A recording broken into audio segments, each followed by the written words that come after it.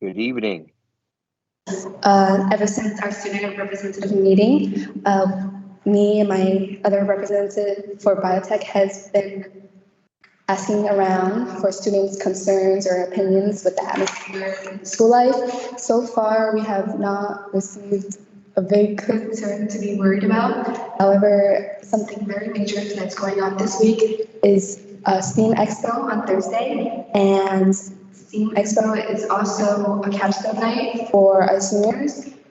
And something different that we're going to do this year is that the day before, we're going to do a trial run for the seniors to practice. We don't have too much details on how it's going to go yet, but from what I've heard, it's going to be a practicing run where the seniors will be presenting their presentations to the underclassmen. And something new with our school is that previously, Capstone has been a 2-year course. Capstone 1 was junior year and Capstone 2 is senior year, but they will begin to combine the 2 courses into 1 course for senior year starting with the upcoming class.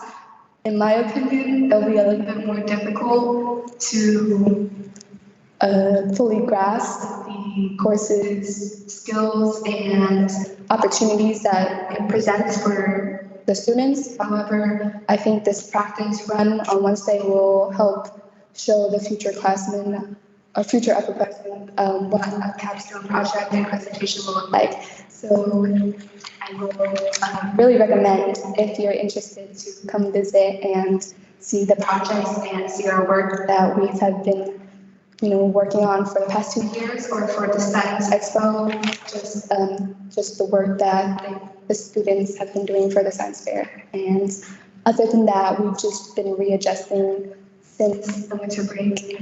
Yeah, thank you so much. Thank you.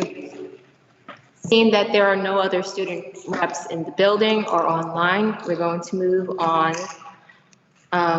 to our next item on the agenda, which is public comment. Right now, we only have 1 person signed up for public comment. Will Ms. Dasha Spell come to the podium? Seeing that Ms. Spell is not here, we're going to move on to the next. That concludes public comment. Next item on this. Sorry, point of order. We have some people having trouble participating via Teams. And we invite you to look into that. IT, yeah, okay, IT will look into that. The next item on the agenda is minutes. The first item is approval for the regular meeting from December 11, 2023. Are there any comments, changes, discussions regarding the content in the minutes? If not, I'll entertain a motion to approve the minutes. It's been moved by Ms. Perez. I'll second. Second by Ms. Casimir. Any edits? Mr. Sokolovic? Comments on page 6, 1, 2, 3, 4. This is a motion on the floor. Ms. Perez told me to stop being a sore loser. That's unprofessional behavior. I do not want that behavior repeated. We should be comporting ourselves in a professional manner. I've been dedicated 6 years of my life. Mr. Sokolovic, just mention your edit. Thank you very much. Okay. There's been an edit to strike out the comment of Mr. Sokolovic being a sore loser. Is that fine by members of the board? Yeah, that's fine, but I don't believe that was from the last meeting. I thought that was from the meeting before last. Yes, that's the December 11th meeting, Ms. Payne. Yes. Yes, straight. That could be stricken from the record. Please strike from the record that Mr. Sokolovic is a sore loser.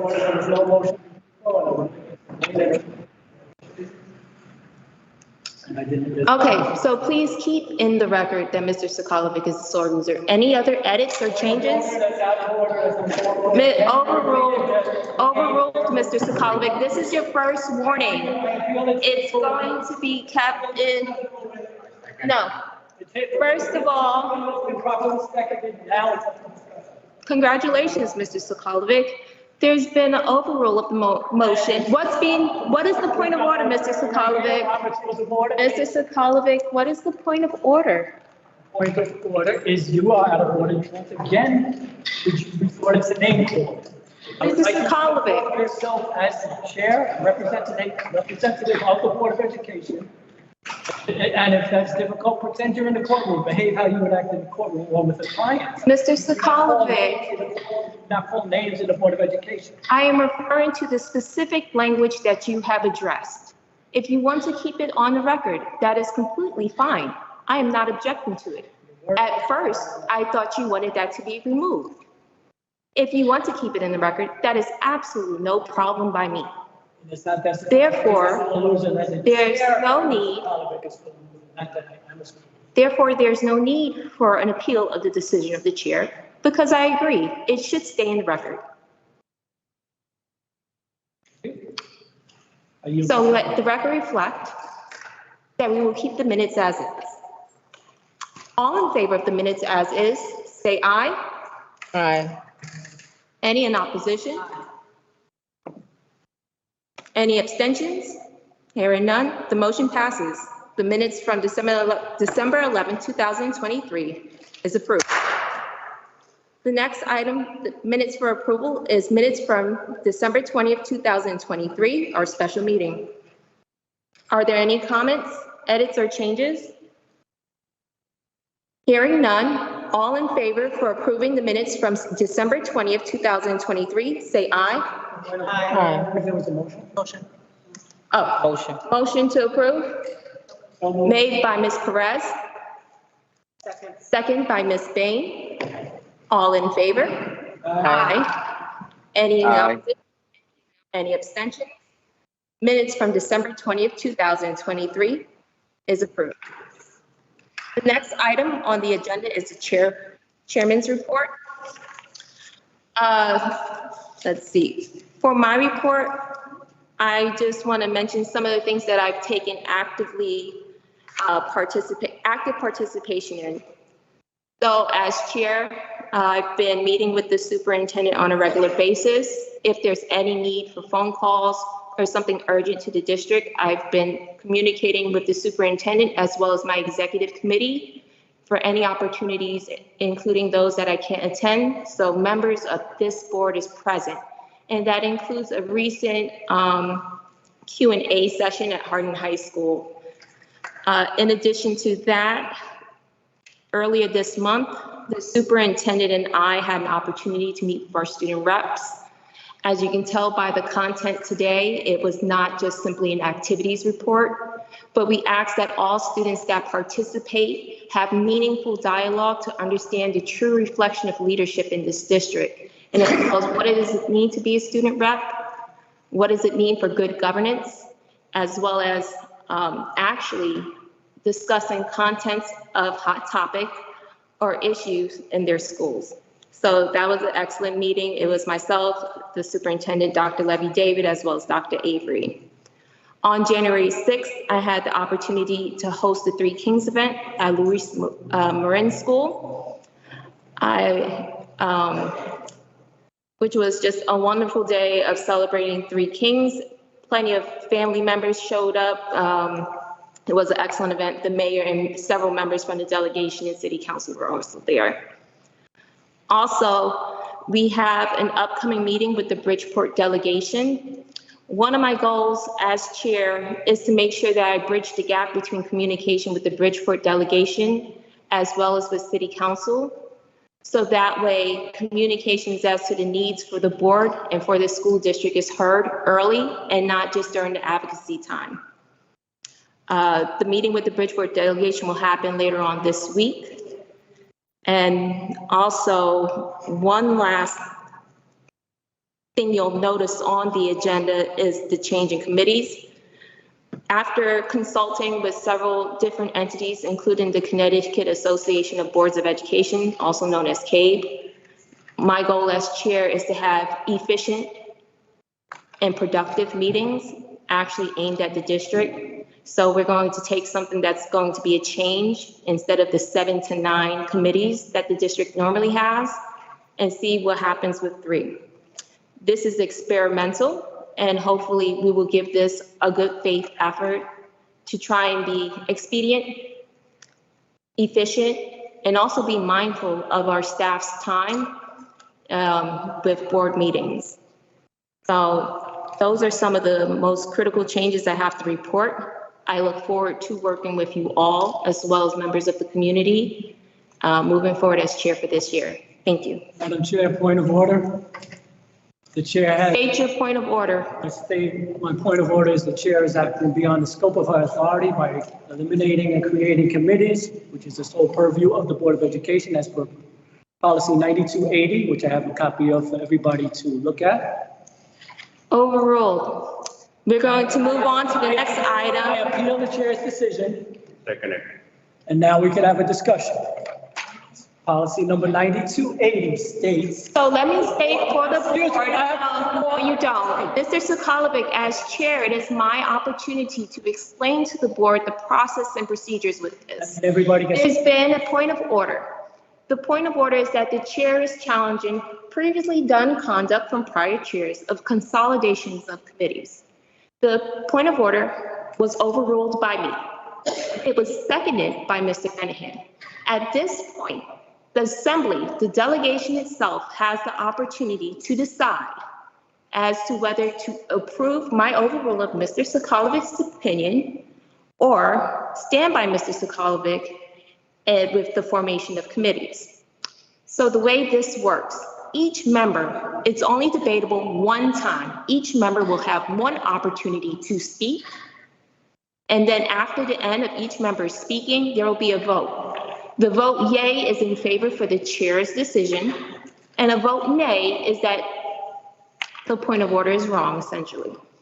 So at this point, I'll entertain since Mr. Sokolovic brought up the point of order, he may speak first. Then each member of the board will have an opportunity to speak, followed by the vote. Does anybody like the policies to read from? Or would you be okay to? Okay, I'll take it on the.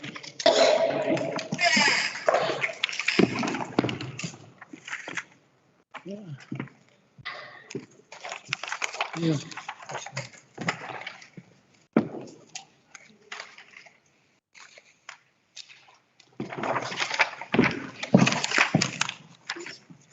Cheers, pardon me. Sit down, please. Thank you. There's only two of us. Oh, another one? Yes. As board members are receiving the materials and may need time to review, is anyone interested in entertaining a motion for a brief recess? No. Okay. Mrs. Sokolovic, you have the floor now. May you please present your point of order? Bring it back to my seat.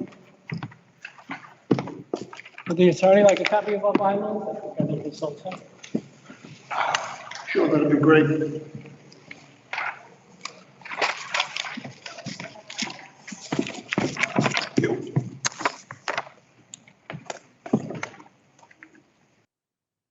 Okay, I would like to point out the first bylaw, I think it's 53. 92, policy 9280. The board shall act as a committee of whole on all matters coming before it, except that special committees, which these committees are special committees, for consideration or investigation of certain problems or for the performance of certain board functions may be created by a vote of the board.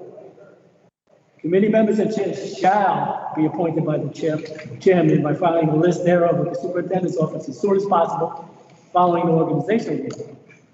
The chairperson's designation shall be made public at the first board meeting subsequent to its filing. As you can see, committee formation and dissolution are purview of the board. And if we go look at the second one, official duties, chairperson, policy 9210. You will see 13 items of the chair's powers, responsibilities, and duties. What you will not see is to dissolve a committee. What you will not see is to create a committee. That is not the chair's purview. It says the chair shall appoint the chair and members of all regular, special, and ad hoc committees. And past practice, we've got, I did not hand this one out. So I apologize for that, but I won't get up again. On September 14th, 2020, we had a discussion of possible approval to dissolve the ad hoc committee, Males of Color, and to create a standing board committee on educational diversity and inclusion. And furthermore, on another day, where is it? Oh, right. We created the calendar committee, which was dissolved. And those ad hoc committees are naturally dissolved as well. We are dissolving Students and Families Committee. Why? We are dissolving Educational Diversity and Education. Why? The board has not had a chance to weigh in this. The public has not had any notice that these committees are going away. One committee has been created, merging policy, procedure, governance, facilities. I'm sorry, I forgot the whole lot, but there's so much work to be done on policy. We've got 5,000. The whole series got to be reviewed. We got a lot of policies that are out of compliance with state statute that need to be reviewed. And these committees, contracts and personnel committees have been 3 hours long traditionally. We've got policies and procedures and personnel and hiring that need to be monitored with contracts over $25,000 all got to be vetted, as you can see by the posting of the contracts committee right now, right here and now. There's like 10, 11 items for tomorrow. And three different agendas to approve. This is just irresponsible as a board. It dilutes our ability to dissect and make decisions in the best interest of our students. We're approaching a fiscal cliff, and finance and facilities have been merged, which is problematic because we're facing a fiscal cliff coming up. And unlike other districts, our spending is being accelerated. We are accelerating spending while other districts are drawing down. And there needs to be a sharp eye kept on finance and a dedicated finance team. That's all, I yield the floor. Okay, Mr. Benningham. Thank you, Madam Chair. I agree with Mr. Tucker said, and I don't know why the reason we removed meetings. And as he said, and I will email you, ask you why the reason one of my committees for the time and it was removed. I know you as a chair, you can make decisions, but I feel that the lack of communication was and this board was not very well because, we can't let them know and communicate with us. Maybe we can understand it and we agree with you or not. But having so many committees for so many years, especially student family, we deal, we work with parents, we deal with a lot of leaders, a lot of students in our community, and as I say, I emailed you and asked you a question, especially about the building committee, and I never had a response from you. I feel you as the chair, with all due respect, Madam Chair, if we need to keep communicating each other, we're not going to communicate each other, we're not going to. And I feel that at least a simple response from you, I would respect that. Maybe yes, maybe no, maybe not agree, nothing like that. But I feel like I need to work when I email you. That's why I communicate with Mr. Tucker and what's going on with this committee, because I never heard, I never know, I never received until Ms. Casimir sent me an email telling me about the committee, and thank you for that, Ms. Casimir, to let me know. But she emailed me December 26th about the committee, and I was in shock, but I said, okay, I appreciate for Ms. Casimir send me the email, the information was a draft, but I never received nothing from you, not only me, all the board members, because we are 9 board members, not only 5. So I feel that communication has to work much better. Like I said, maybe I agree or disagree with a lot of things, but if we don't have communication, we're not going to be very successful. And I always said, people's watching us, if we here for one reason, for our students, parents, and that. Thank you, Madam Chair. That's what I can say. Ms. Benningham. Ms. Perez.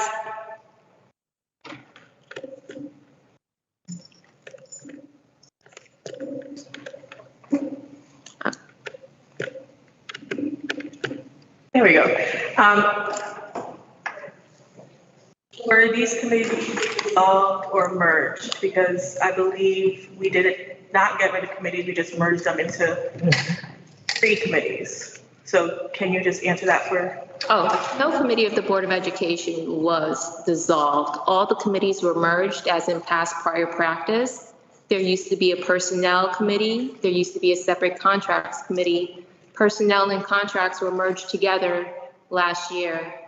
Same thing for health and safety. Health and safety was created as its own separate committee advanced by the NAACP to the Board of Ed in response to the COVID-19 crisis. The Board of Ed created the committee, which is the creation of a committee. However, under prior leadership, the Health and Safety Committee, without approval from the full board, was merged with the Facilities Committee and acted as such. The current format of the committees, Instruction Support Services Committee would be a merger of teaching and learning, students and families, diversity, equity, and inclusion. Facilities and Finance is self-explanatory to the merger of 2 committees. And Policy, Personnel, and Contracts is a merger of governance, but I wanted to focus more on policy, but it is still the governance committee, essentially, personnel and contracts.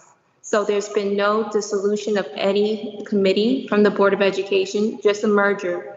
It was also highly suggested from CABE that efficient school districts typically have 3 committees in order to prevent board member burnout, which I must say from my personal experience on the board, when there are 9 committee meetings requiring the superintendent's attendance, as well as our regular board meeting, it can be draining and actually distracted from the actual work of the district. Point of information. So therefore, therefore, the decision, Got a point of information. there's no point of information I have to, therefore, based upon my decision, as well as being counseled by CABE, I thought it would be an efficient and a change for this semester, or this year, because even if it doesn't work, we gave it a try, and we're trying to model efficient, successful school districts.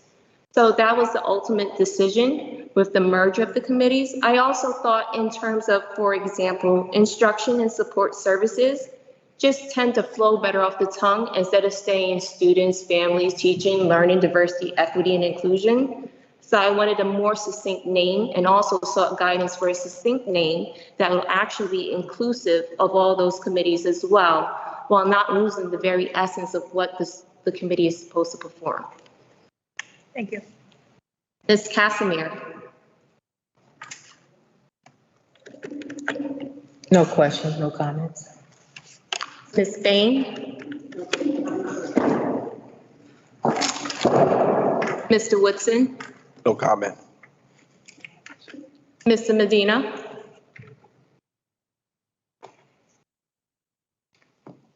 Yes. Can you guys hear me? Yes. Just wanted to thank you for the floor. Thank you, Ms. Perez, for your question also. When you talk about efficiency and actions, I believe that actions speak louder than words. And by omitting the board, and I think the point on the floor is that you don't have the authority. If not, that it's us as a board working together. And I think, as Mr. Albert mentioned, that we never found out about our committees until very late, if not at all. You know, we can't give a report on anything, but the changing or establishing of committees under the statute and the bylaws and the instruction are not your authority to do alone. And I think it would help us as a board, like I've been talking before about hitting a reset, and let's start working together as a board. We're supposed to be working cohesively together. I understand that you're the chair, but you should have been known of the rules and guidelines that is not under your authority to change, to modify, to establish, or to take it out. I think it would have behooved you to have met with us to get our ideas and get our points. And that's where I'm, as a member, know that the public is going to be known of all the decisions that are made outside of, our guidelines, because they're holding us accountable as a board, and me as an individual member of this board is going to be held accountable before the public.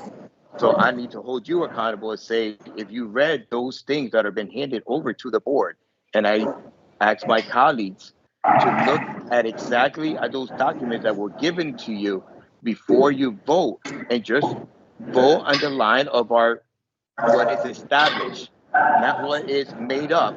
If not what is established, that way we can govern correctly with power and authority. And I would relinquish the floor over to you guys. Thank you. Thank you, Mr. Medina. Mr. Traber? Yes.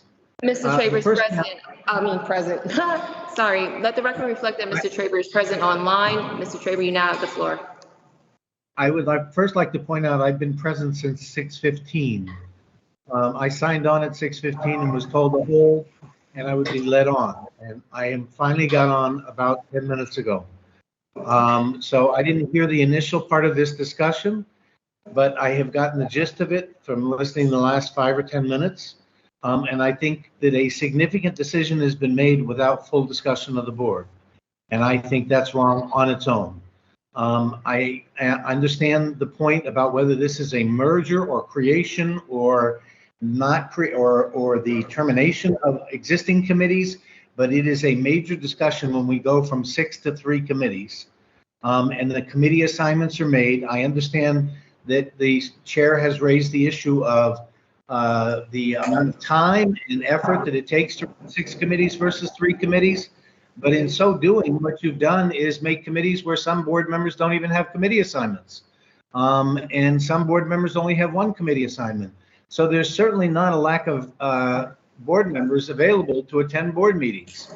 I understand that some board members in the past have had trouble making committee meetings, but other board members have made committee meetings that they didn't even belong to. So I think it's not an issue that is with full merit.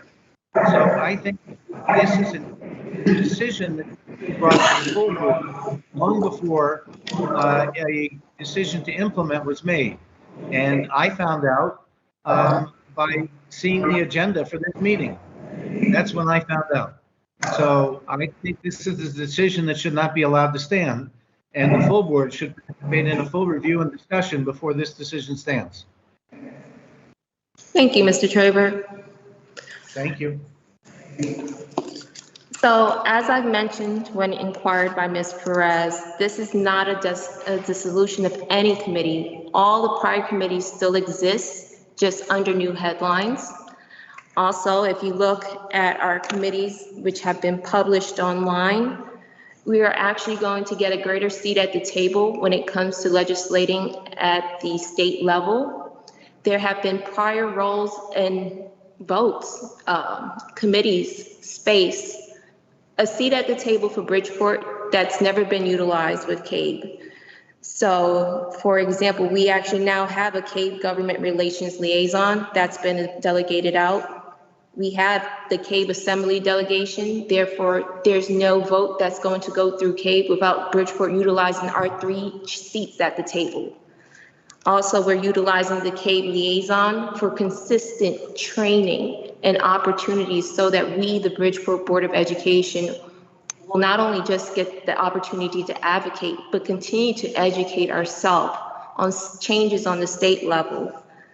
There's also the roles with the CES, as well as our charter schools. Our charter schools liaisons should be members of the Board of Education. It shouldn't be paid staff being paid to go to another school organization function. So taking that all into consideration, we still have approximately 16 different roles and duties, even with the merger of the 9 committees down to 3. So I'm hoping that this is a reasonable request, as nothing's been dissolved. And as mentioned, if there's a dire need for the recreation or re-implementation or separation for the committee, I am all ears and open to it. So that completes the appeals process. Madam Chair. Now, the next step in the appeal process is a vote for yay, which will uphold my approval. The next process is a vote of yay, which will uphold. Ask the opinion of the attorney. That's not a motion. Yes. And there's, no, Mr. Sokolovic. So, right now, there's going to be a vote on the floor. No, we are elected representatives of this city of Bridgeport. We are elected representatives. So let the majority of the assembly decide as to the appropriate conduct to go forward. I don't need legal interpretation for what is the power for us as a board to do. The next step is a yay for the approval for the merged committees or a nay. So I'll entertain a roll call vote for yay or nay. A vote yay approves my decision to merge committees, and a vote of nay does not. You also have the opportunity to abstain. Ms. Perez? Tiva Bain. I vote yay. Christine Baptiste Perez. Yay. Albert Bennahan. Yay? Yay. Yes. Albert Bennahan, sorry. No. Mr. Casimir. Yay. Willie Medina. No. Jennifer Perez votes yay. Joseph Sokolovic. No, and I would like to add a brief explanation as per the bylaws. I've not heard from the attorney. The attorney has been looking through. We still don't even know and have a decision of if we're correct or not. Robert Traber.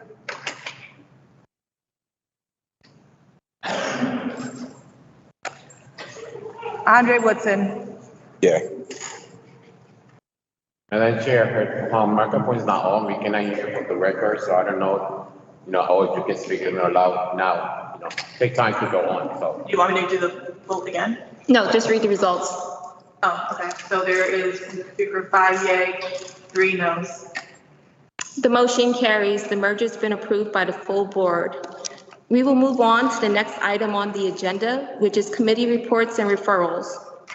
I'll take this opportunity to introduce the new committee chairs. For Facilities and Finance, it will be Ms. Akeisha Casimir. If you can just introduce your committee, the dates you'll be meeting, and just keep it brief.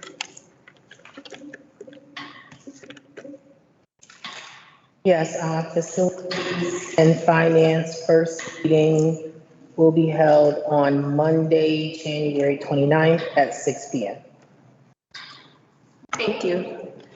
The next committee is Instructions and Support Services. Oh, any referrals to the Finance and Facilities Committee meeting? I would like to refer to community forums. We've traditionally done community forums every year, and they've been planning around that. Mr. Sokolovic, keep it specific to the committee. The community forum per our bylaws is for the community at large and not specifically for a committee. If you're referring to the finance one? I'm referring to Okay. the finance committee, yes, that's what we're on.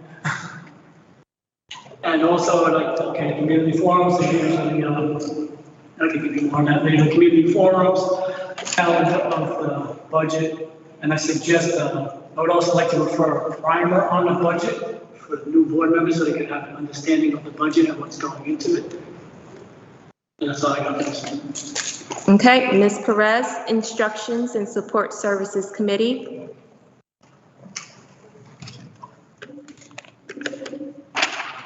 Instruction and Support Services Committee will be meeting every third Tuesday, so January 16th at 6 p.m. at a location to be determined. That's all I have for now. Thank Any you. referrals? Any referrals for committee? Yes, I got a few referrals. We got a standing referral from the old Teaching and Learning, which is early school start times. We've got diversity, equity, and inclusion, an update on the RFP for services for teachers to be educated on whatever our diversity initiatives are, and for what other inclusions are there? Diversity, inclusion, teaching and learning, This family. support services. I would like to refer special education. We haven't had a special education report in probably over a year for teaching and learning. And we definitely need to find out where our special education programs lead, how many open complaints we got, how many service hours we're behind, because that's become a problem in the past. And we've been sanctioned by the state quite a few times, and we need to ensure that our students are getting the services they need. And if I think of anything else, I'll leave it. Thank you. Mr. Traber.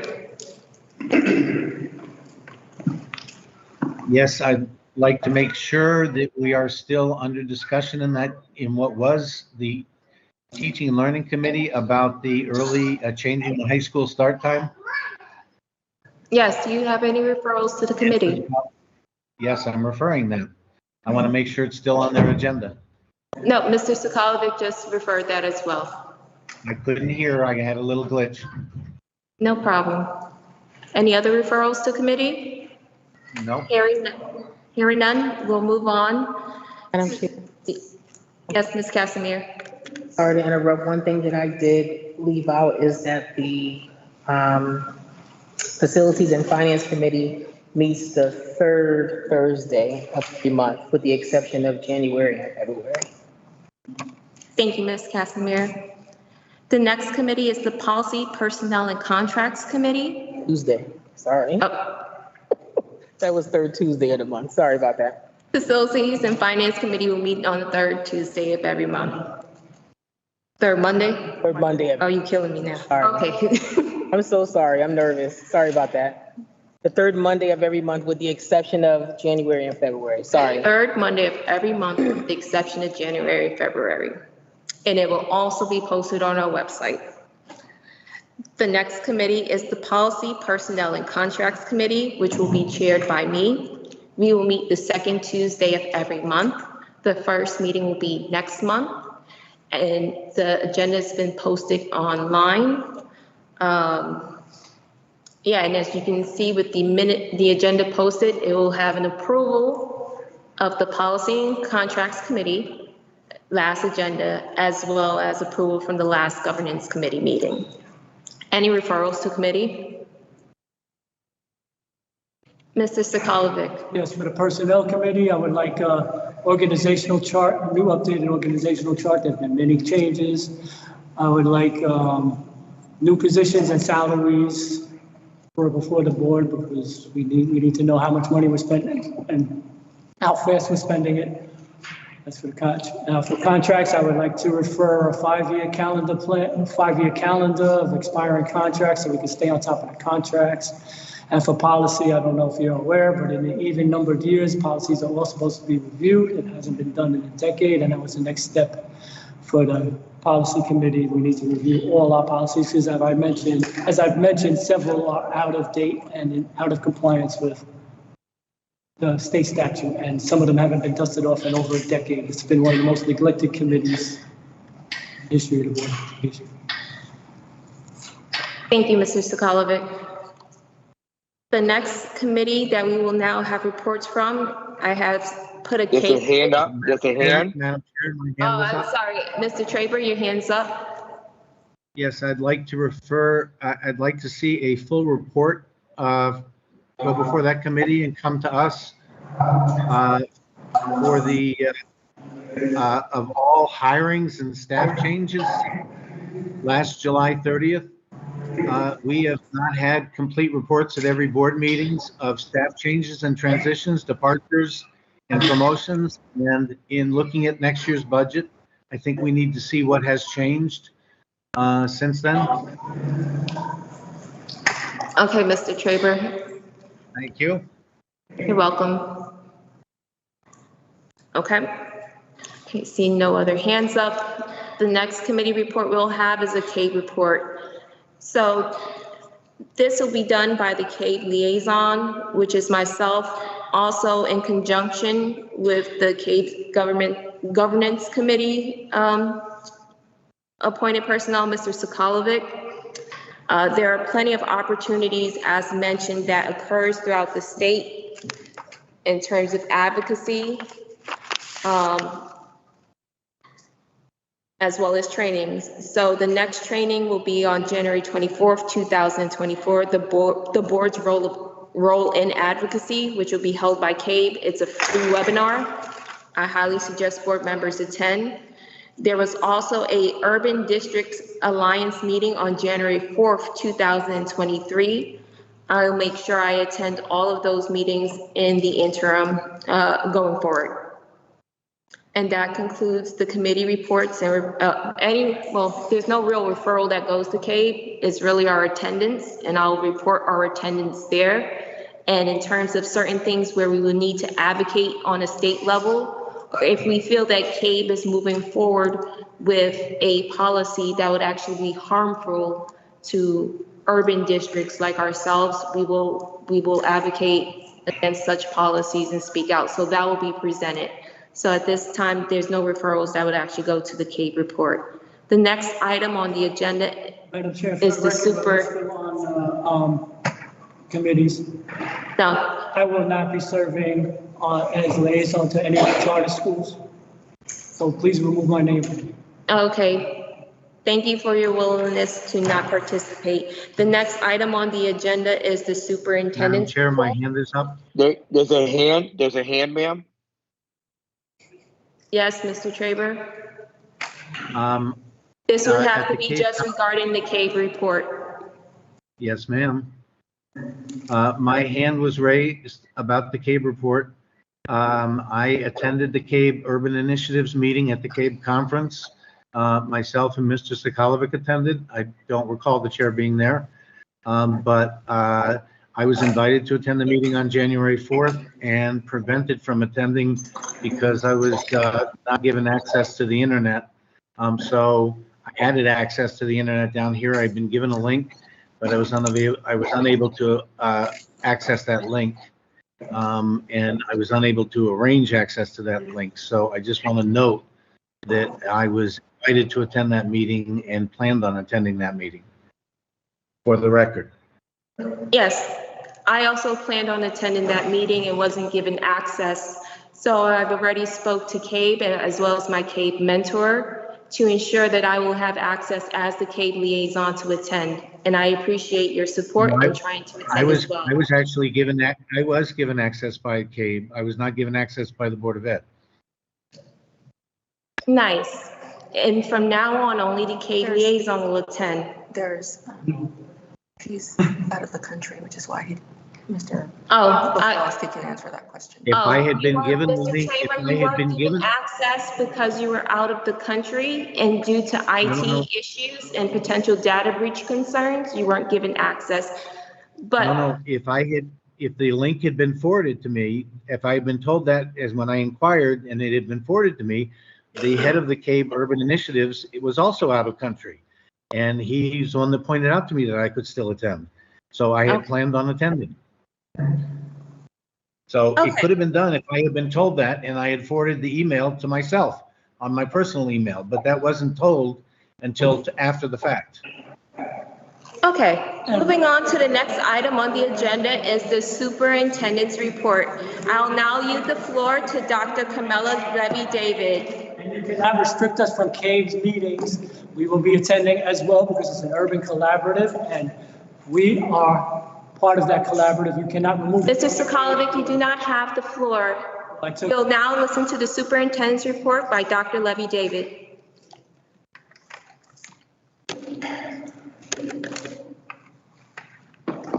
Good evening, everyone.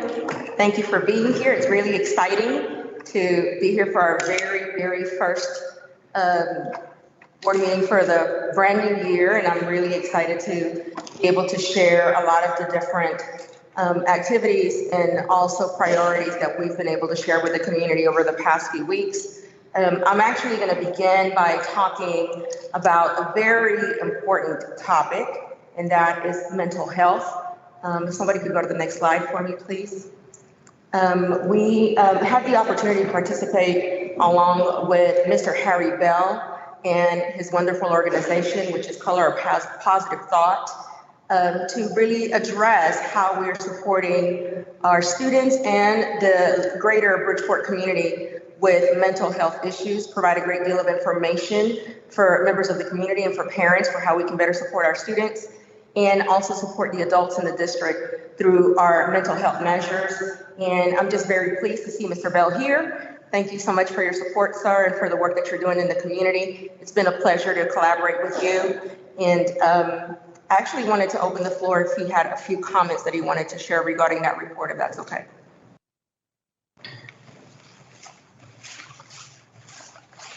Good evening. How you guys doing? I'm not going to take up all your time. My name is Harry Bell. I run the program Color a Positive Thought that is based in Trumbull Garden, but it helps kids and parents around the entire city. I actually work in the Board of Education as a security officer under Officer Parks. I've been in that position for 10 years now. Mental health is something that we take serious because I believe if your mental health isn't right, nothing is right. We have different programs that target specific areas and how to come at a kid who's dealing with mental health. We have about 3 clinicians that's part of the Color a Positive Thought program that come into our facility at Trumbull Gardens after school, through our after-school program, afternoon program, and it's been a success. And prior towards COVID, I was working in the schools. I was going to different schools under Mike Testani, and it was a program that my program that he adopted to do to the schools. I was going to 5 different schools once a week, and I was just dealing with some topics that some of our youth have to deal with every day, and giving them mechanisms that can actually help them cope. That was a success. Due to COVID, we had to stop. But again, I am super honored to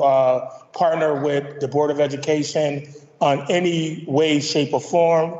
I'm dedicated to the city, I'm dedicated to the youth, I'm dedicated to the people, and I'm dedicated to the Board of Education. So whatever aspect I am need to be put at, do what I got to do, I will execute it to the best of my ability. And again, thank you so much for for me having me here to speak today. And after that news article, I actually got maybe 12 calls, maybe 24 emails stating what is actually are you guys partner up in. So later on, when things get settled, I would love to get the actual program initiated if it's okay with you and the board, because I believe mental health is very crucial into our kids' learning. Thank you, Mr. Bell. Yes, ma'am.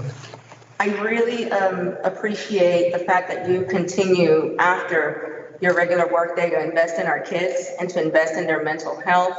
I was very touched by what you shared during the coverage of that particular piece. And I was very touched by seeing how you directly impact our kids each and every day. I also wanted to take a moment to just thank Frank Recchia for bringing this very important issue to the forefront. And I just want to continue to encourage our parents to establish and maintain those lines of communication with our students. The older they get, the greater the need is to maintain that close contact with students and to understand exactly what challenges they face each and every day and how we can best support them. We have a range of wraparound services in the district. We have a range of clinicians and professionals in the district that can support our students. And once we know that there's an issue, we very quickly work to ensure that we can support those families, support those students. And Dr. Albert Sacchi, who is our Assistant Superintendent for Social Emotional Learning, Behavioral Health, and Student Services, is actually the person who is working to organize all of those programs under one umbrella so that we can not only provide these services, but also ensure that we do so year after year of intervention with our students so that it's not a one and done, but that we can actually continue to support our students each and every year that they or their families need it, from the time that they enroll with us in pre-K until the time that they graduate and go on to college and beyond. So this is an initiative that we take very seriously in the district. We want to ensure that we're able to provide supports that go beyond what we would normally see in a traditional school setting, because we know that after the pandemic, we have come to a new understanding that the need is so much greater than what we originally understood, and that we have lots of different types of trauma, lots of different types of neurodivergence, and it is our responsibility as the ones who have the students 7.5 hours a day to ensure that we can address and meet those and help them to be successful. So thank you to the Board of Ed for allowing us to work on that piece and for allowing us to have the proper staffing to do that work. If you could move to the next slide, please. I was able to engage in a very productive conversation with the provost for Fairfield University and to address some of the most productive ways that we can partner to support our students in their career pathways and in their futures beyond high school into post-secondary work. And I will continue to have that collaboration. I've already been able to establish that partnership with Sacred Heart University and also with the University of Bridgeport, with Goodwin University, and also with Housatonic University. We want to ensure that our students have access to the first line of all of the different educational institutions that are right here in Bridgeport and that are willing to partner with Bridgeport. And we're going to continue to extend those partnerships beyond Bridgeport with other institutions of higher learning that can bring quality programs to support our students to be global citizens in the 21st century. Next slide, please. I want to thank the VIP organization and Ms. Teresa Wilson and her board for their annual Kwanzaa celebration, which took place this past December. It was a beautiful, beautiful celebration and cultural opportunity to expand the knowledge of our students and to expand that diversity, equity, and inclusion that we're hoping to achieve in Bridgeport through this particular activity that highlighted all of the traditions, all of the historical background behind Kwanzaa, and all of the different principles that are highlighted through Kwanzaa, which are principles that any family would hope to adopt, such as unity, self-determination, purpose, very positive values that we want to share with our students. It was a beautiful exposition, not only of those traditions, but also of music, of storytelling, and our students were able to participate firsthand. Our students here in Bridgeport were able to participate firsthand in this beautiful event, and I just want to thank BIP for continuing to host it and hope that we'll be able to support them in making it even larger next year. Next slide, please. I had the pleasure of participating in the Adult Education Multicultural Fest at Central High School during the month of December. And this particular event is special because it is led and organized by our parents who are part of our adult education program, which is led by Ms. Lynn Stevens. And it was a phenomenal display of all of the various cultures, backgrounds, and nationalities and languages that are spoken here in Bridgeport, all of the different constituents that are part, that we call Bridgeport home, and a way for them to showcase integral parts of their cultures, their backgrounds, and share those in a family atmosphere where members of our community were able to attend with their families, with their children. And I just want to thank the members of the Board of Ed who attended this event, all of our staff members who supported it in being a great success. And I was so incredibly impressed by how large and how well attended this event was. We have over 670 adults currently in our adult ed program. It continues to grow each and every year. And this is just a really wonderful way to not only support their ability to integrate into American society, but to also celebrate and acknowledge the differences that are very unique to their backgrounds and to show how much we appreciate them being members of our community. Next slide, please. Last week, I held a very different type of event. I am very committed to maintaining open lines of communication with all members of the Bridgeport Board of Education. And we had a Q&A with teachers in person and virtually, where they were able to submit questions ahead of time or ask questions live via Teams during the event. The event was hosted by Ms. Frances Macaron. She did a phenomenal job as our MC. And Mr. Tim Grasky did a wonderful job as our virtual MC to guide those questions that were coming in online. And I was able to spend a great deal of time sharing our district priorities, answering questions germane to the concerns that teachers have each and every day in our schools regarding their work, their working conditions, regarding the changes that may be upcoming for next year, regarding their benefits, their employment, regarding the supports that we will have for them in the classroom with instruction. And it was a very productive dialogue, an open dialogue. I plan to continue to have these meetings quarterly with teachers, and I hope that they will continue to share their thoughts, their concerns, and their questions. I want to thank the members of the board that took the time to attend, whether you were in person or virtually. It was a very, very productive discussion. And I've had quite a bit of feedback from teachers since that discussion. We actually are in the process of transcribing the entire conversation so that we can publish those Q&As, those questions and answers for those who were not able to attend. Next slide, please. As you all know by now, we had our first snow event in the city of Bridgeport this last weekend. And myself, our interim superintendent, deputy superintendent, Dr. Royce Avery, and our chief of operations, Mr. George Garcia, spent a delightful afternoon visiting all of our facilities, maintenance, and tradesmen who were driving plows to clear our driveways, our sidewalks, and make our campuses safe. We were there delivering hot cocoa and coffee for them to be able to warm up. And we were able to actually also interact with our parents who were having snow fights and making snow angels with their kids and share in that hot cocoa with our families.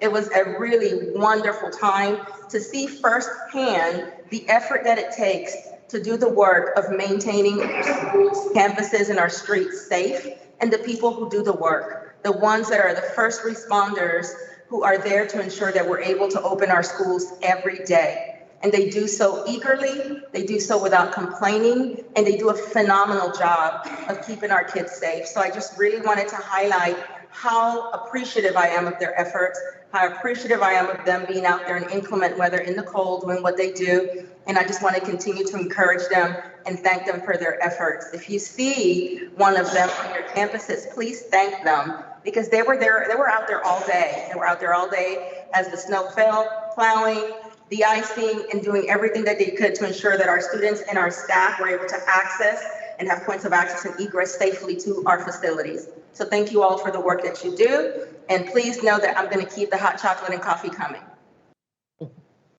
Next slide, please. Over the holiday break, we engaged in a beautiful, beautiful service activity with a lot of our central office and executive leadership staff.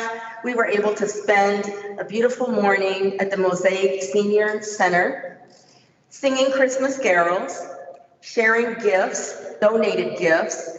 Members of our staff actually donated funds in order to create gift bags for each of the seniors in the facility. And we were able to not only share that warmth and love and perform for them, but also visit each of the floors for those who were not able to access the community space, who had to be shut in. Even at the center, we were able to visit with them. These are seniors who oftentimes are not able to go home with family or don't have family to go home with. And this is a beautiful activity that I hope that we will partake in every single year. It was heartwarming, it was wonderful, and we were able to bring just a little bit of joy and sparkle and just the joy of Christmas to each and every one of them. So thank you, all of you who participated. This was a voluntary event, and I know that each and every year this will also grow into something that we, as the Board of Ed here in Bridgeport Public Schools, will do to serve the seniors in our community. So thank you so much for all of you who helped organize it, and all of you, especially Ms. Rita Valle, who did a lot of the work to ensure that each and every single senior was able to receive a gift that day. So thank you so much for your efforts. Next slide, please.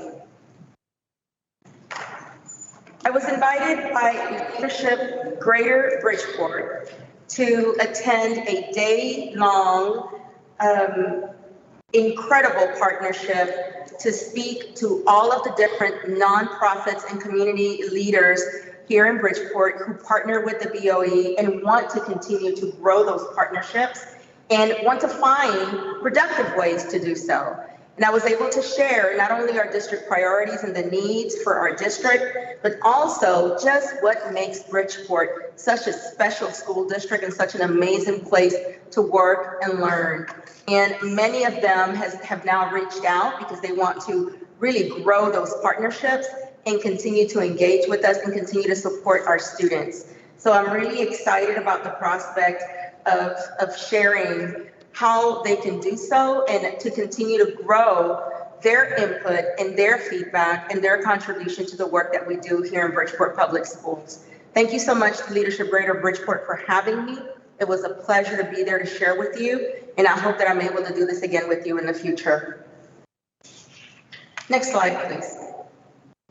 This last Saturday at Luis Munoz Marin Elementary, we observed a very beautiful part of Latino culture, which is Three Kings Day. It was a full house of families with children who were there to not only learn about this beautiful tradition of Epiphany, but also participate in songs.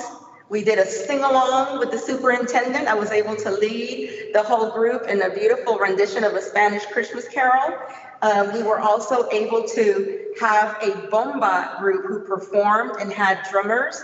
And we were able to have a lot of members of the audience, including our mayor, the Honorable Joseph Ganem, in action, learning bomba and how to dance the bomba. It was amazing. And we were also able to enjoy many student performances where they sang, where they performed plays, and where they actually danced bomba traditional songs. It was an incredible opportunity for us to continue to extend our diversity, our equity, and inclusion by learning such an important part of Latino culture, and also helping students to maintain their identity through understanding those very important cultural traditions. So I want to thank all of the members of the City Council who participated in organizing this event, and all of the members of the community who participated and donated not only food, but also unwrapped toys. Every single student who attended was able to receive a toy.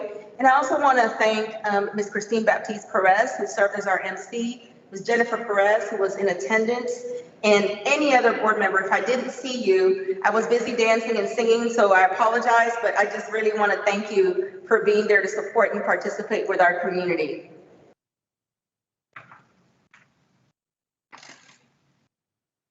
This past week, we held a transformative student leadership retreat with our student Board of Ed representatives, where they were able to learn the principles of leadership, the 4 elements of genuine leadership and what that looks like, how to conduct governance in an orderly and respectful manner where respectful dialogue is held, how to actually share their ideas and gather input from their peers that they can share with the Board of Ed, and also to begin guiding them in the process of using this opportunity to not only sharpen their leadership skills, but also propel themselves in their post-secondary careers. It was an incredible event.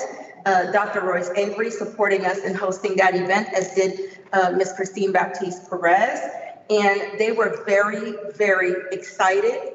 They were very emotive and shared a tremendous amount with all of us about their experiences, their expectations, and just how thrilled they are to be able to have a brand new chapter in leadership in Bridgeport. They're all going to be taking formal portraits in professional attire, which will be shared on our district website, highlighting short bios of who they are, their accomplishments in our district, and their future college attendance or school support plans.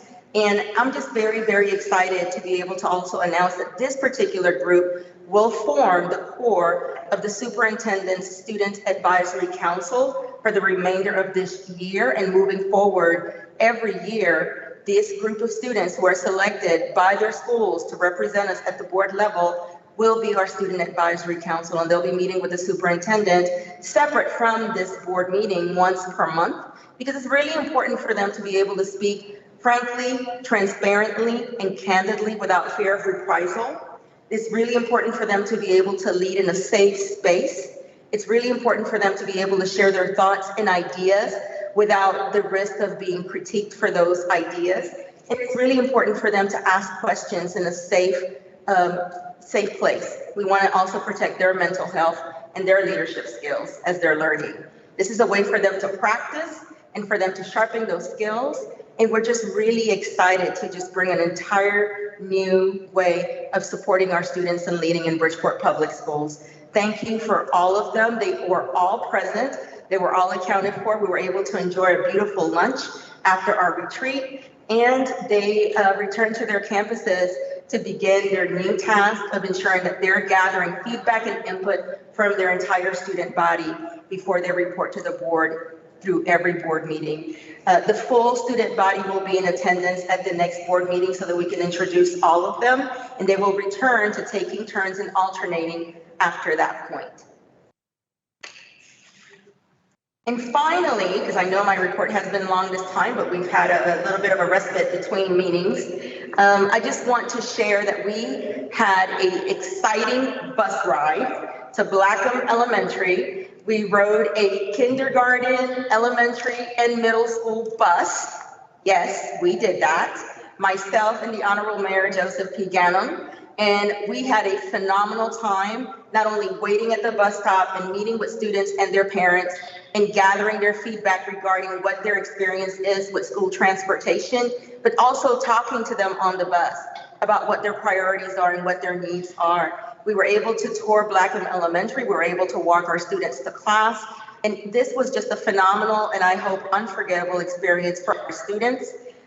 We also promised to return to spend the day reading with the kindergarten class that adopted Mayor Ganem. There was a kindergarten class that adopted the mayor. So we will be sharing more information regarding that event when it occurs, and I will make sure that he does not forget. This was just a phenomenal opportunity, and I just look forward to sharing more information. We'll actually have an in-depth report where the students actually got to share their thoughts. We were able to actually have Q&A with them on the school bus, which is a very different experience for them.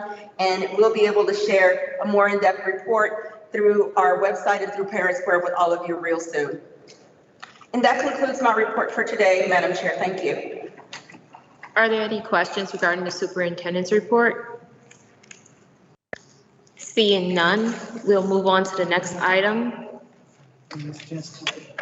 Yeah, I got a couple of questions, just basically to, one now. Social services with color of positive thought. Could you tell us a little bit more about that as far as costs and implementation? How much it costs and where the funding will be coming from? I don't understand the question. We've got a new program, but we'd like to know the costs associated with the new program. There isn't any cost. This is a nonprofit program. We are not currently funding this program. So we're just working in partnership with Mr. Bell's program? Yes. Thank you, Mr. Bell. We appreciate all your services. Thank you. Any other questions or comments? Seeing none, we'll move on to the next item, which is unfinished business. The first item in unfinished business is discussion and possible approval of Reed School's Park Improvement Project with Nature's Conservancy through 2024-2025 calendar year. I believe there's a representative in the back as well as Principal Smith online. So you can feel free to come forward as well as our director, Mr. Garcia, and just discuss the project at hand. So I want to start off by saying that we wholeheartedly support this project over at Reed School. I know Principal Sir Hannah Smith also supports this project. These are the types of things that we want to see in our schools. These partnerships are very important for the district. So I'll turn it over to Representative here to give you a glimpse of what we like to do there. Hi, everybody. Thank you for having me tonight. To the members of the board of ed and the chair and the superintendent, thank you for hearing us tonight. I think we have Principal Smith on Zoom as well. So my name is Drew Goldsman. I'm here representing the Nature Conservancy. We're a nonprofit organization, and we've been working in partnership with the board and other groups across the city for over a decade now. And the work that we've been doing at Reed School has been some of the most meaningful. We've worked with the school over the years to address concerns with the adjacent Sphera Park. We've done work there to help address kind of sight lines and safety issues. And so we got a grant through the state of Connecticut Department of Energy and Environmental Protection's 319 water quality program to address stormwater flooding and water quality issues in the Pequannock River, but it's the Island Brook, which is the stream that runs right behind the school there, to develop some nature-based solutions to address water quality issues. And so primarily they're going to be in Reed School, in Sphera Park.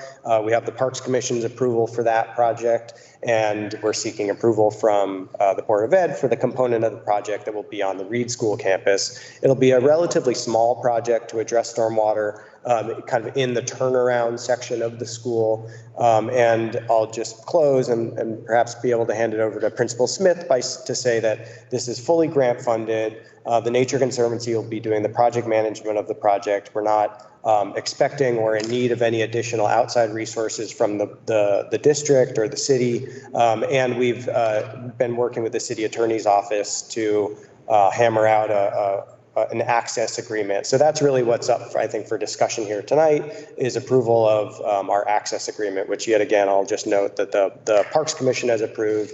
It's been approved by the city attorney's office, and we need the blessing here of the Board of Ed. But Principal Smith, if you have some comments you want to share as well. Sure, yes. Good evening. Thank you for having us this evening. We have been partnered with the Nature Conservancy prior to the pandemic. We had many opportunities where they came to our school. We worked with students and their parents at family engagement events. We planted trees, we planted flowers. We did fall and spring activities and activities at the center. So we're hoping that this can have a large portion of students who are very interested in science, nature, and I think that this partnership will allow them to be able to learn more and have more hands-on experience. And I should also, I'd be remiss to not mention, thank you for the partnership with Principal Smith over these years. And my colleague Cynthia Folks is unable to be here tonight, but she's really been kind of leading a lot of the partnership with the Reed School community over the years as well. Okay, I will open the floor to board members for any questions. Mr. Benahan. Thank you, Madam Chair. Just want to know, do they have a cost for location? Sorry, what? Cost, to pay the money. There's no cost being necessary from the city or from the board. This is fully funded through, it's actually federal funds that get passed through the state of Connecticut. You go to the microphone, I can hear right here. And no funds need to come from the city or the board. Okay, thank you. No more questions, Madam Chair. Any other questions? Ms. Casimir? I love the idea of this project, by the way. Thank you. When did the Urban Conservatory program launch? The Nature Conservancy is a 65 or 70-year-old nonprofit. We've been active in Connecticut for 60 years or so, and we've been working in Bridgeport in a number of different ways over the years, the last 10 years or so. And I'll just note, we did a project at Beardsville Elementary School as well. And we've worked with a lot of different community partners across the city doing tree planting work and stormwater management work. So if that, yeah, in my title, I'm the Urban Conservation Director for the chapter, which is here, a statewide organization. Okay, I love the fact that this program is grant funded, no cost to the city, and a great opportunity for students. And I noticed that your flyer said that you're subcontracting with a design and build firm. What town is that firm located in? So it will be decided through a competitive bidding process. So we're going to put this out to bid once we have our approvals in place, and then we'll be able to put it out to bid to get the most competitive contractor available. So they'll be on point to work with us and Principal Smith and the school community on design of what makes most sense for the school and the park side of it as well. And then they will be in charge of construction. So we're project managing that contract with our contractor, who will be a design build firm. That's all I have. Thank you. Any other questions? I see one online, Mr. Medina.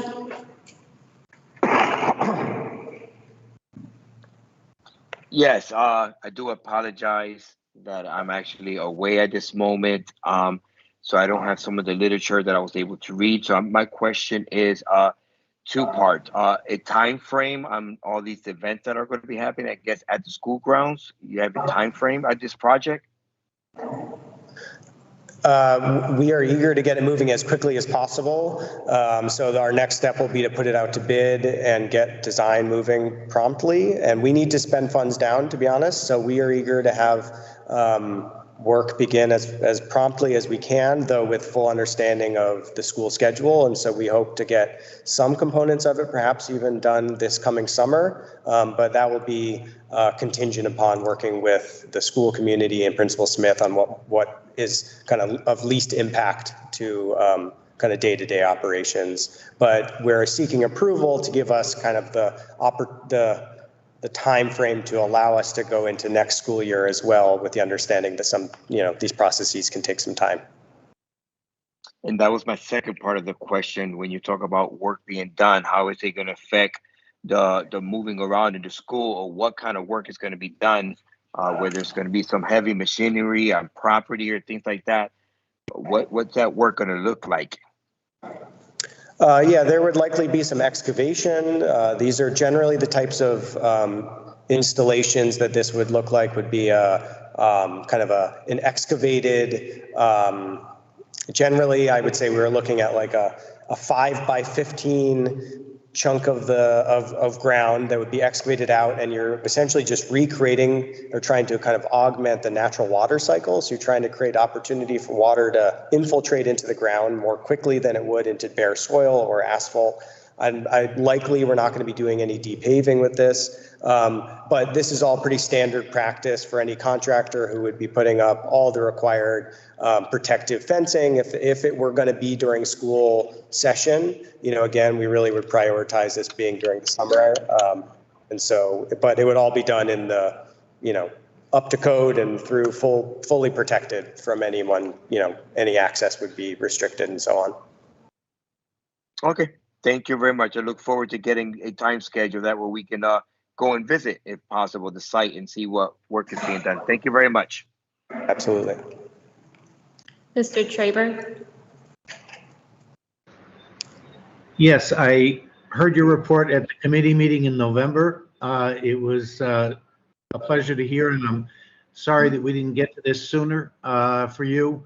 I know we wanted to get to it before the end of the year, and I look forward to seeing you move forward with this because it sounds like a very exciting project. I'm happy to support it. Appreciate that. Any other questions or comments? Seeing none, I'll entertain a motion to approve the Reed School Improvement Project with Nature's Conservancy through 2024 to 2025 calendar year. Do I have a motion? Wait, I need the motion. So moved. So moved by Mr. Traber. Second, Mr. Benahan. Second by Mr. Benahan. All in favor? Aye. Any in opposition? Any abstentions? The motion carries. Congratulations. Thank you to the board. Thank you, Principal. Thank you. Thank you very much. The next item on the agenda is discussion and possible approval to amend the lease for 418 Kossuth Street. Who will be presenting? Ms. Stevens. Good evening. We can't hear you yet, so. Still can't hear you.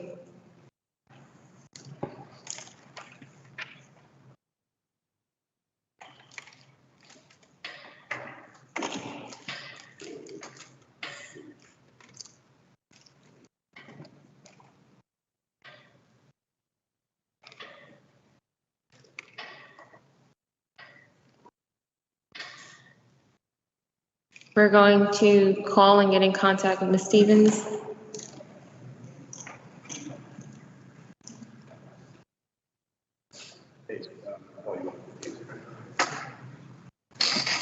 Just keep yourself going.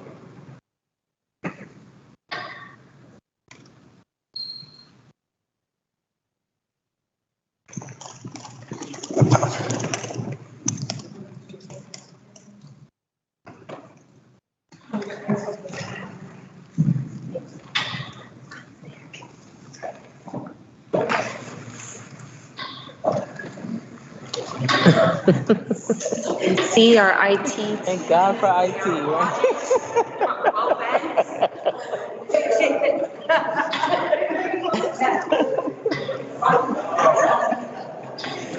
We're at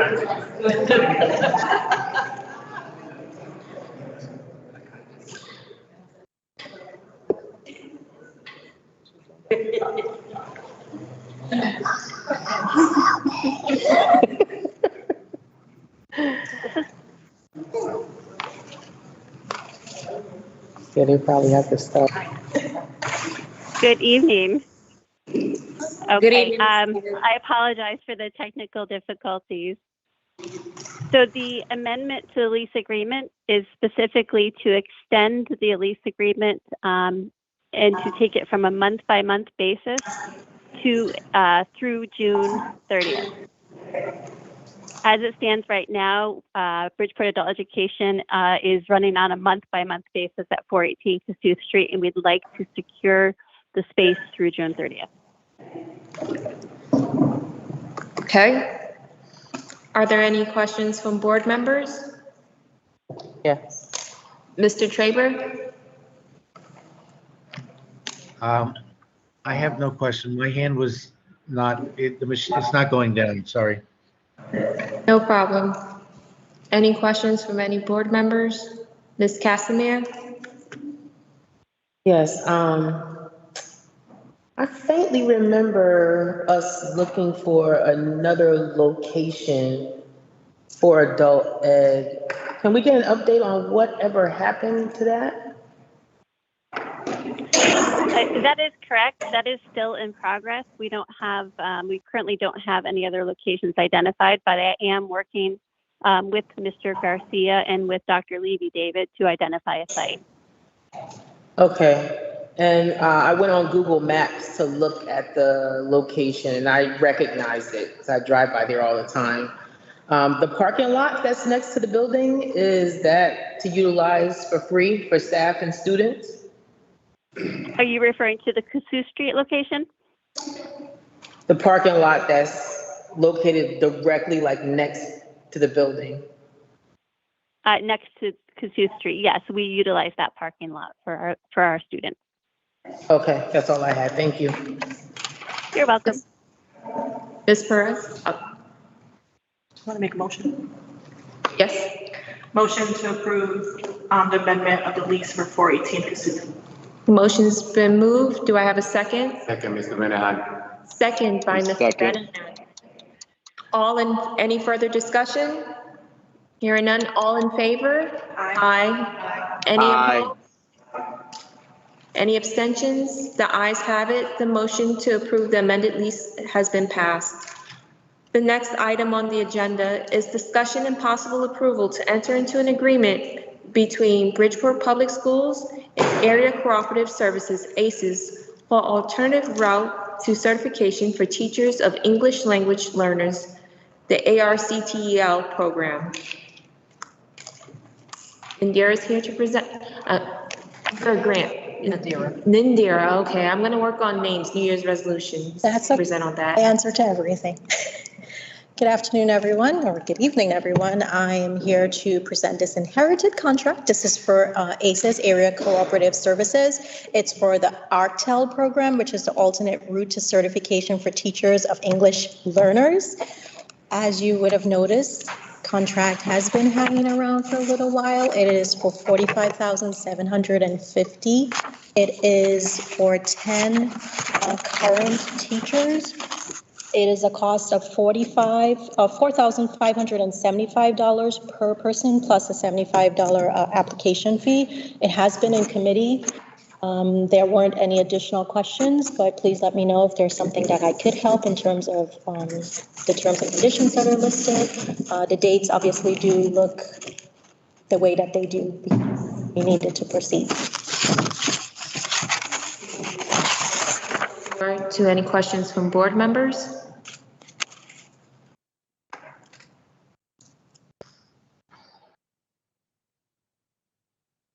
Okay, is there any motion to approve the contract? Ms. Perez? Move to approve.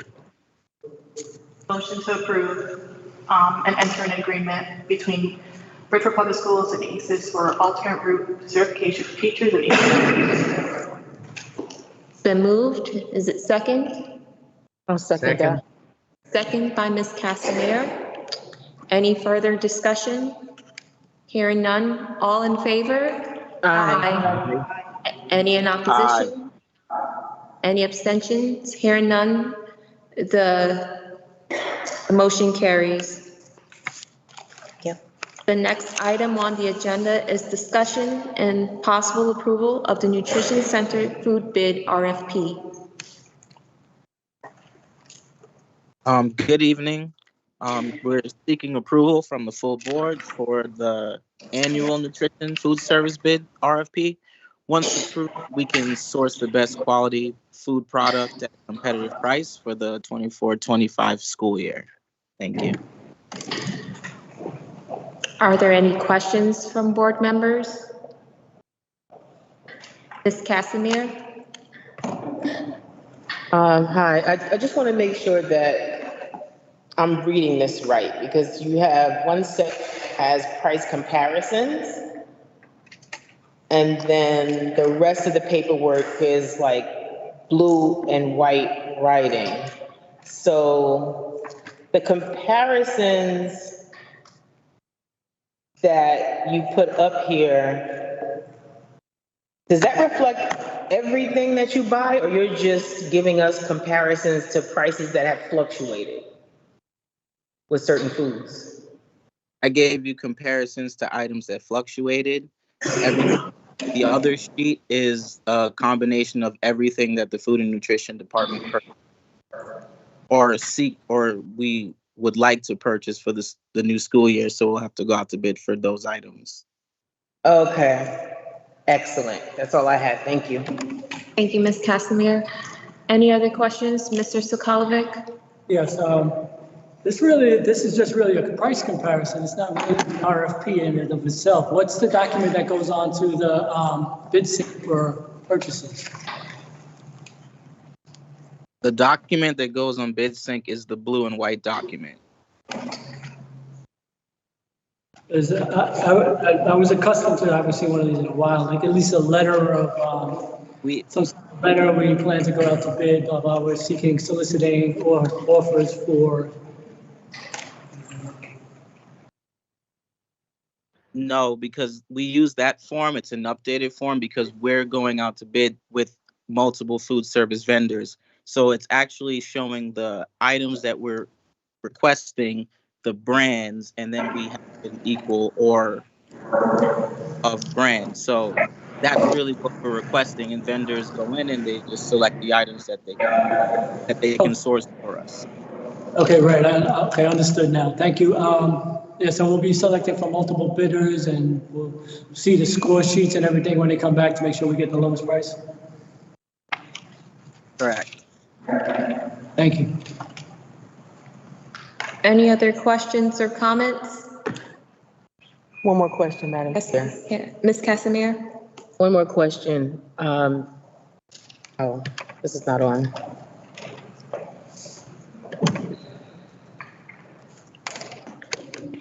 Oh, thank you.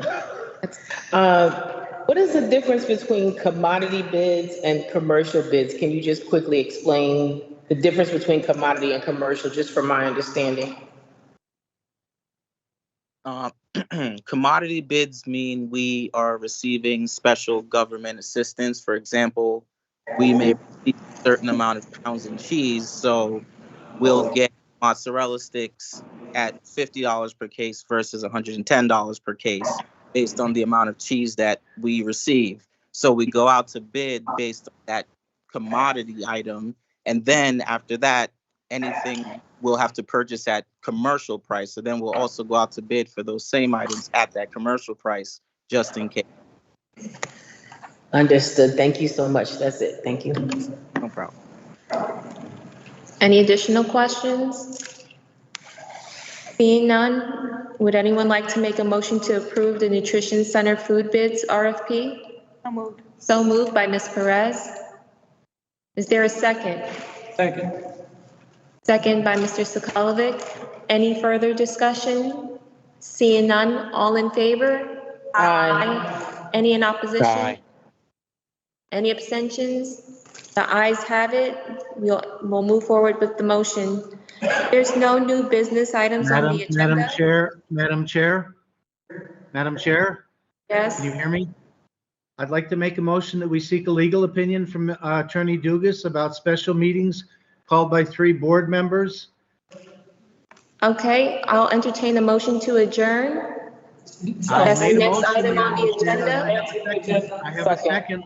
Motion to adjourn has been seconded. I have a All in motion, favor? Madam Chair. Aye. On the floor in a second. The ayes have it. The meeting has adjourned. This is the second meeting in a row, Madam Chair, that you've shut down while there's a motion on the floor. There a vote on the motion to adjourn? Without a vote. Now would like a roll call. Madam Chair, if I could just make one comment. There's no motion on the floor unless you add an item to the agenda with a 2/3 vote, because the item that was raised is not on your printed agenda. So you need a And there needs to be a vote, Attorney Anastasi. If the 2/3 vote passes, then it's before the board. That is correct. So the motion needs to be voted on, and then if it's voted down, because I don't have the 2/3, then you're correct. But the motion was on the floor. And All right, Mr. Traver. All right, you've made a motion. Is there a second? A second. All right, it's been There was a seconded. second. All right. I'd like to speak. Attorney to my motion. Anastasi, does this need to be discussed, or do we need to get the 2/3 vote in order to move further in discussion? It can be discussion only on the issue of adding it to the agenda, but you can't discuss the substance of it Okay. on the agenda. So the discussion is only limited to adding to the agenda an item that we've not been prepped for. So, anyone would like to discuss to continue this meeting for an item we have not been prepped on? I agree. Oh, go ahead, Mr. Sokolovic. Yes, because the agenda, there was a call for a special meeting with the state statute attached to it by 4 members of the board, sent out. The meeting was not held within 14 days. We made the request via email before we came out into this public to have it. It was not called in 14 days. Meeting was then requested to be scheduled as per state statute once again, which sent to the superintendent and the board chair. And the email was totally ignored, the meeting was not scheduled. It needs a legal opinion to see if we're violating state statute. Are we operating as a board according to the law? And I think, why not get the information we're entitled to? Is there something we're trying to hide by not getting this legal opinion? Any further discussion? Yes, I'd like to speak to the motion. Go ahead, Mr. Traver. I would like to agree that we need to have a chance to speak with our attorney. As you held a meeting, you called a meeting, Madam Chair, for the new board members in December. And at that meeting, Attorney Dugas made it clear that he represents the board, all board members. And we have a difference of opinion on issues that we should be able to discuss as a board. Mr. Anastasi represents the board and the administration. And we, as a board, have a difference of opinion that we need to discuss among ourselves as to whether or not we are proceeding appropriately per the board policies and the board law and the state law. So I think it's worth it for us to consider this motion and bringing in Mr. Dugas to a meeting so that we can talk to him about what's the proper direction for us to move. Any further discussion? Hearing none, we'll take the vote. Roll call vote. Eva Bain. I'm sorry, can we just get the? Can you state the motion again out loud? The motion is to add to the agenda to seek a legal opinion out from the board attorney for the legality of not calling a special meeting as requested by 3 board members and not posting that meeting. And that was called and scheduled by 4 board members. I have a question. An attorney opinion on special meetings, basically. Legality of special meetings and how they work. Question for Ms. Perez. I have a question. Is this motion to be done tonight? Yeah. Well, to add it to the agenda to seek the legal opinion, and then when we get the legal opinion, we can have it discussed at another meeting. Can I ask if there's a cost associated with seeking legal opinions from a board attorney? Yes, there is. There's a larger cost associated with violating Freedom of Information Act and. I don't think this. I don't think it had to do with FOIA. I think it's just, I'm asking. Yeah, violating state statute also comes with costs. Or potential costs. Are you done with the floor, Ms. Perez? There's an implication at hand. Was a meeting called by at least 3 board members. They did not have quorum. Per the bylaws, if there's a reason to believe that a meeting will not meet quorum, I don't have to call the meeting. The board members then went forward per state statute to call the meeting. It did not follow the process and procedures to call a special meeting, and then no special meeting was held.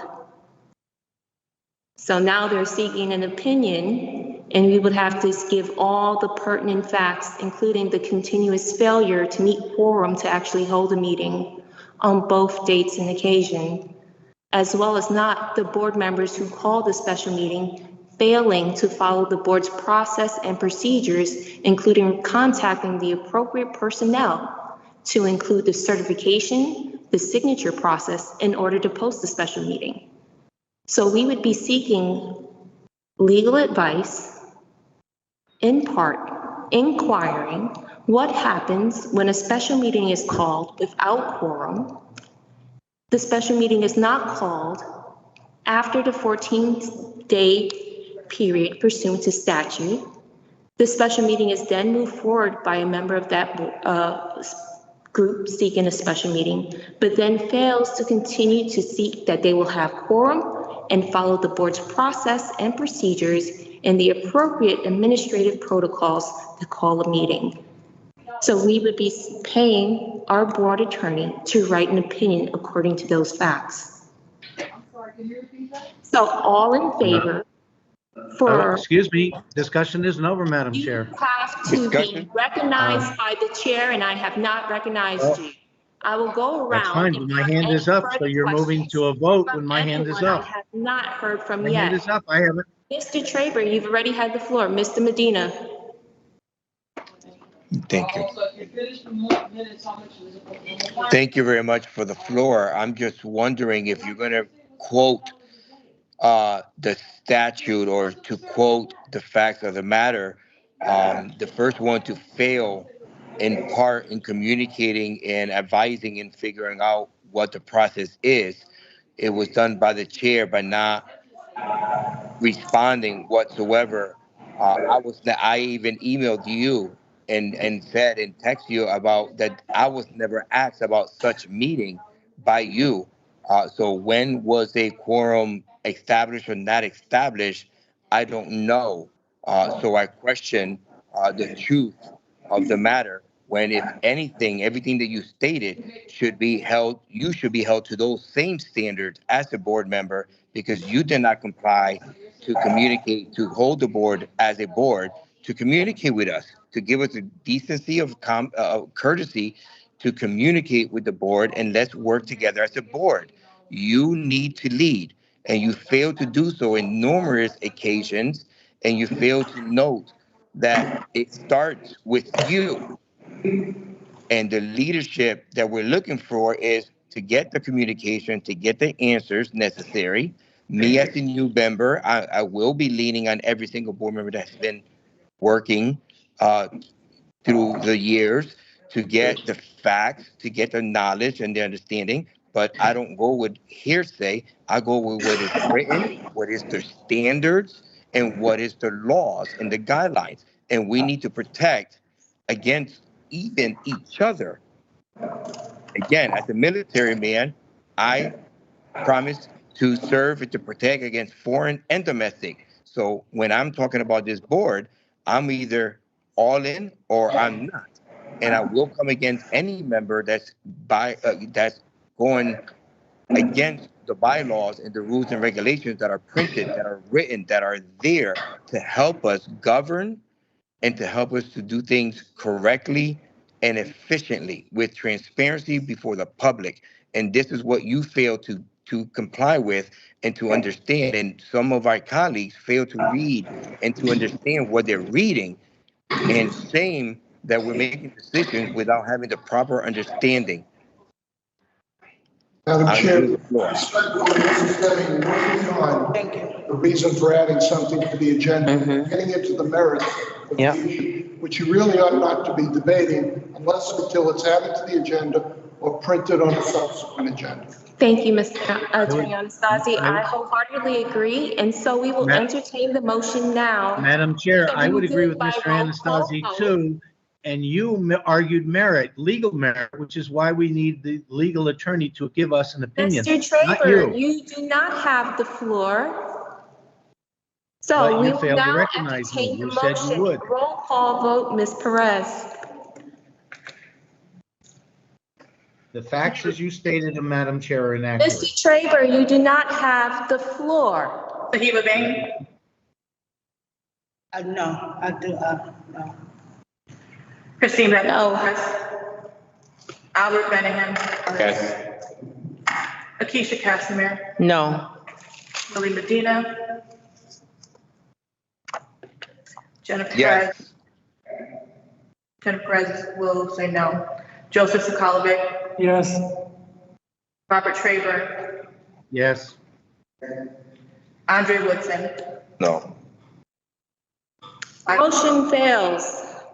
Motion to adjourn? Second. All right, I'll make it second. All in favor? Aye. Ayes have it. Meeting has adjourned. The time now is 8:22 p.m.